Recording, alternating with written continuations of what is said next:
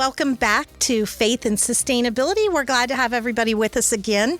We do want to, before we start, remember that we are so appreciative of the support of Archbishop Hartmeyer, as well as Georgia Interfaith Power and Light, the Susan Varlamov Family Foundation, and Jamie Lanier.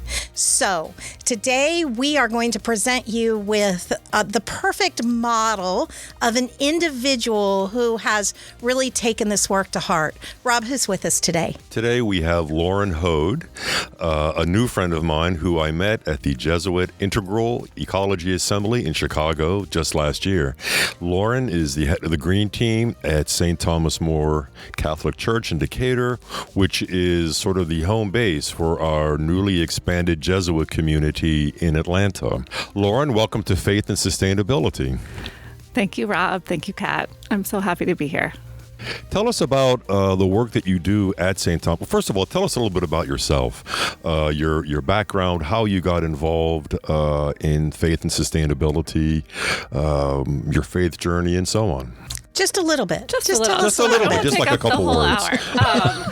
Well, let's see where to start. I am a New Englander, and I have been down here about 20 years. So I do think, I say that, it's a long time ago, but I do think growing up amongst the trees really did influence me. I vividly remember going to Mass as a child among the trees, which, I feel very fortunate St. Thomas More has an outdoor Mass still to this day. Kind of one positive out of COVID, but yes, I have great memories of have this hand-painted cross and being in the trees. So fast forward, I ended up in Atlanta. I still vividly remember being in disbelief that there was no incentive to recycle when I moved here. I was the crazy person working at the restaurant trying to save the bottles and where do I take these?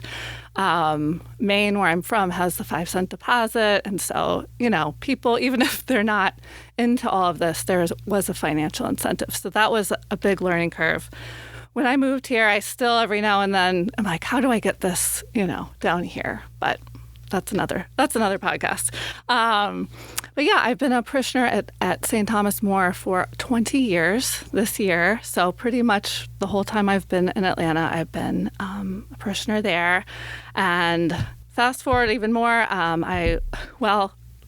little caveat that not many people know. I went to the Art Institute for college here, and then I transferred to Georgia State, where I ended up taking geology.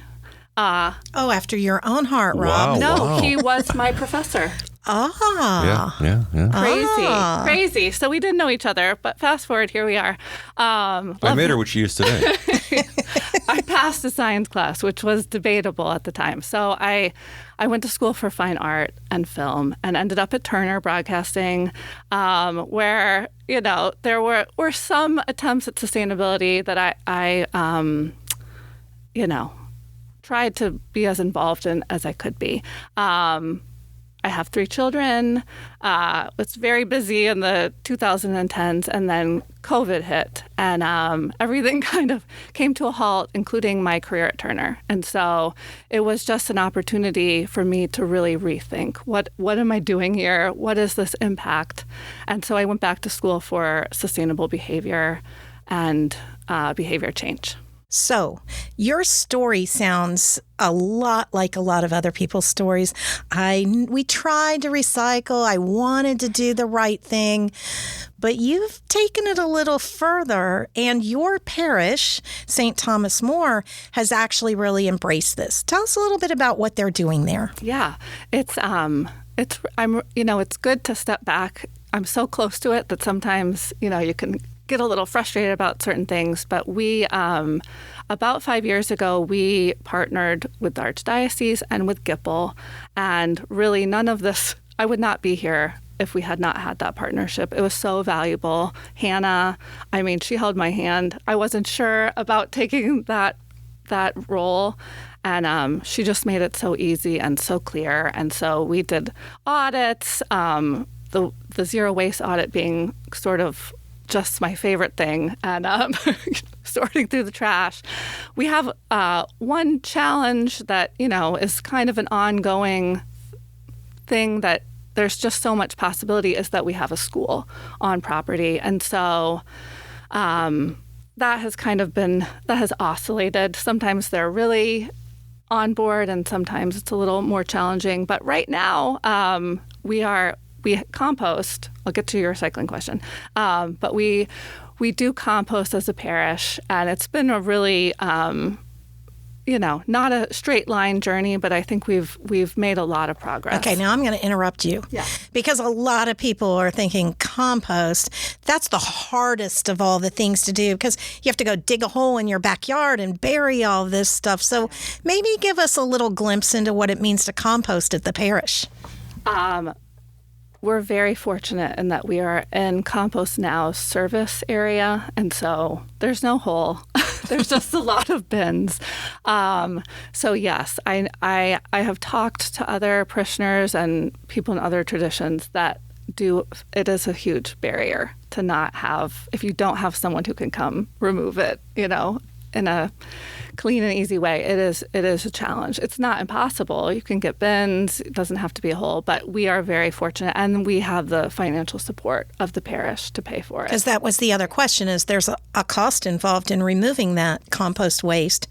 Is Greater Atlanta part of this? Can people living in an apartment compost? So apartments are kind of their own thing. Residential, yes. Compost Now, I don't know the exact footprint, but for the most part, if you're inside the perimeter, you can have Compost Now come, bi-weekly or weekly. I don't know about apartments specifically. Okay. And again, way off topic, but I know it's something people in the back of their mind are going, yeah, but. Yeah. So what are some other things that y'all are doing?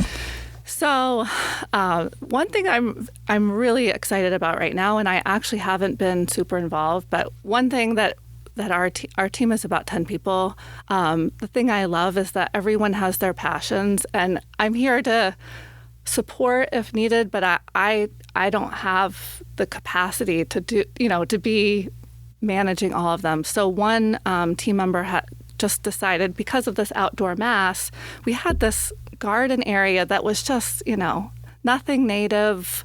It was just kind of an eyesore. And so he took it upon himself to, he met with so many people. He met with botanists like from UGA, and that drew out this whole plan.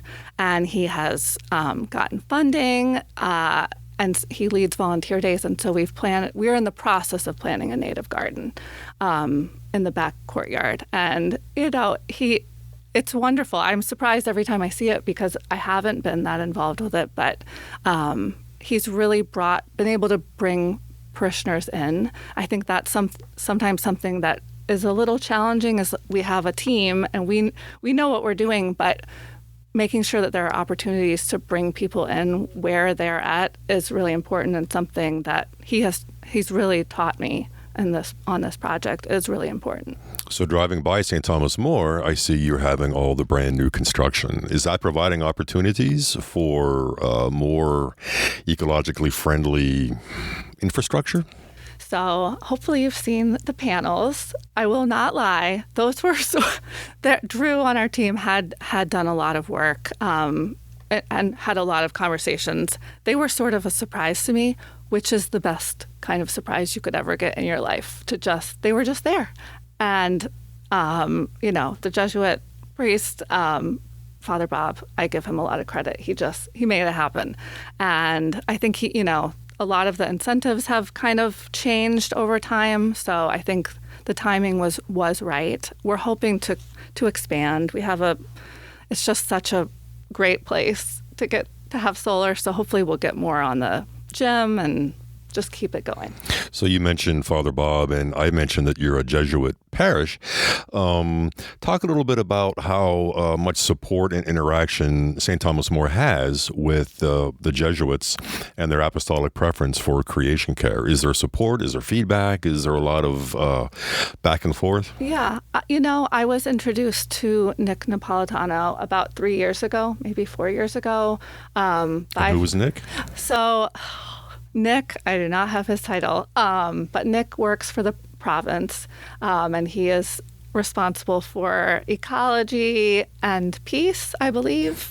Could be, I might. Office of Ignatian Spirituality. Yes.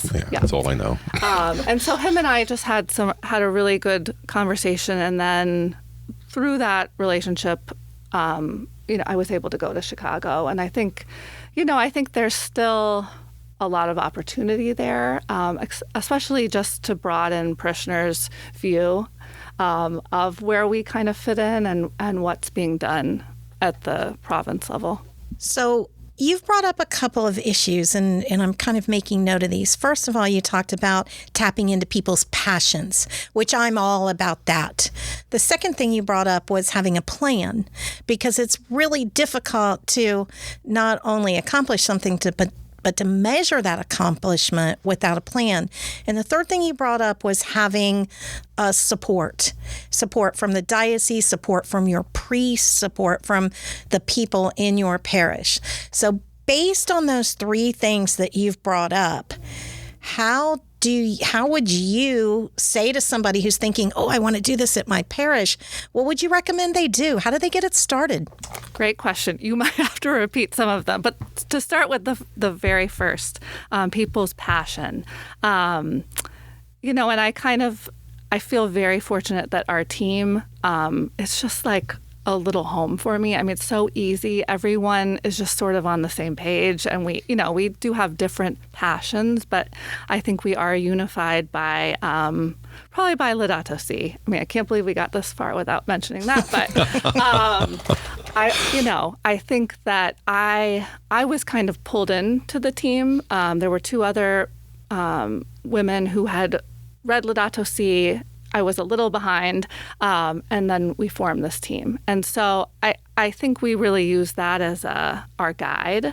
So the team part we've got covered. Finding it's tricky with the broader parish. I think everyone cares about the earth. I really do believe that. It's just giving people an opportunity and making it easy, and then hopefully, helping them to connect it back to their faith. It doesn't always happen, but I think sometimes I was able to do Contemplative Leaders in Action. It's a Jesuit program. I did that around the same time that the Screen Team was forming. And so, there's the contemplation is as important as the action. And so if we can give people, we've done book studies, which has brought people in. We read Laudato Si a few years ago, probably do another one this year. But then like the gardening, and we need compost worker help. So it's trying to find that balance of giving people both ways in. What are some of the challenges that you face? I mean, you've had lots of successes that you're describing. What are some of the challenges?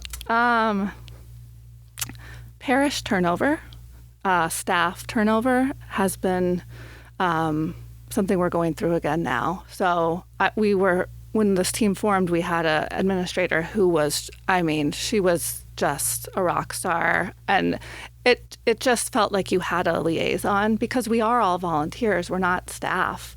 And so there's only so much we can actually accomplish without staff. And so her replacement has been excellent, and now there's another replacement coming. And so I try to look at it as an opportunity, but, institutional knowledge is inherently can be lost in that. And so, it's a good opportunity. We just had a meeting last week, and we have been trying to do a policy around like materials that can be brought in to try to get all the styrofoam officially out, just that sort of thing, because people do leave. And so I feel strongly that a policy can help with that, but we have been talking about a policy for 4 years probably. And so maybe this time it'll happen, because I think it just makes it not about one person's desires or, things that they prioritize. It just makes it the parish policy. What kind of interest do the parishioners themselves have in your work? So we were curious about that too. We haven't done an event in a little while. So we did put out a survey about 6 months ago. I don't have the results in front of me, but it was it was helpful because we try to do some strategic planning. Like every 2 years, we go to Ignatius House and just try to say, okay, what have we done? What do we want to do? And what, maybe needs to wait a little while. So we tried to use the parish survey to inform what we're going to do for the next few years. So it's really interesting because our broadcast is faith and sustainability. And when we talk about sustainability, we don't always think about the ministry itself being sustainable, the work being sustainable. We think about the sustainability of the earth, but the work and the ministry itself. You've brought up great points. The fact that there is turnover, both in the parishioners, but also in the staff and in the clergy. So I think it's very interesting that one of the things we know happens, and you brought it up even with your parish, the ebb and flow, the idea that sometimes the work is strong and sometimes it's just struggling. So one of the things we've talked about is leadership. How do we create ministry leadership that makes the ministry sustainable? Do you have co-leaders, and do you have an idea as a group on how to keep this ministry sustainable over time?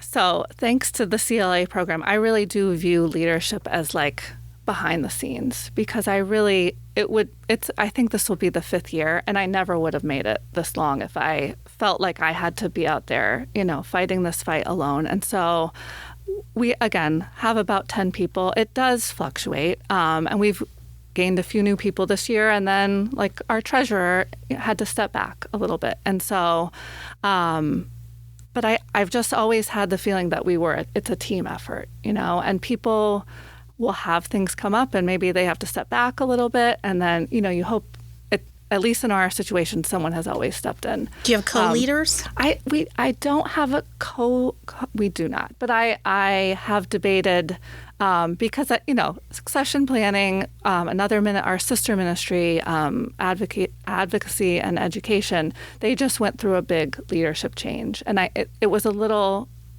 challenging, I think. So I